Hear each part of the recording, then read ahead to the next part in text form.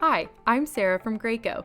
I'm going to show you how to install your True3Fit LX 3-in-1 car seat featuring anti-rebound bar in rear-facing mode with a vehicle seat belt.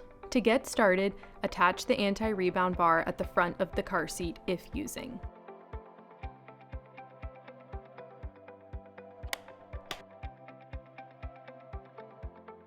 Next, ensure the tether strap and the lower anchor strap and connectors are in their storage location.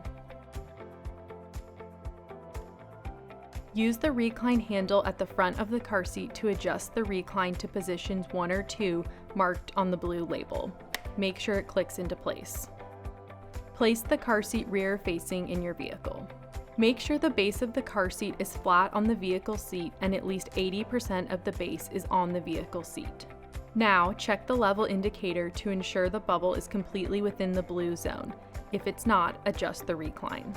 Route the seatbelt through the rear-facing belt path marked with a blue label. For easier access, you can lift the soft goods on the front of the seat for better visibility. If the buckle is in the middle or innermost position, then route the belt in front of it.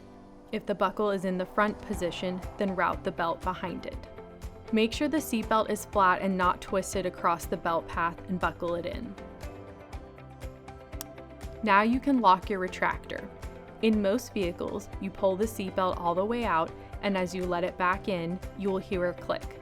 This is how you know it is locked. Next, push firmly in the center of the seat and pull on the shoulder belt to tighten while feeding the slack back into the retractor. Test for tightness. Place your hands at the rear-facing belt path and move the seat side to side and front to back. It should not move more than 1 inch. Finally, reattach the seat pad and recheck the level indicator to ensure it's still completely in the blue zone.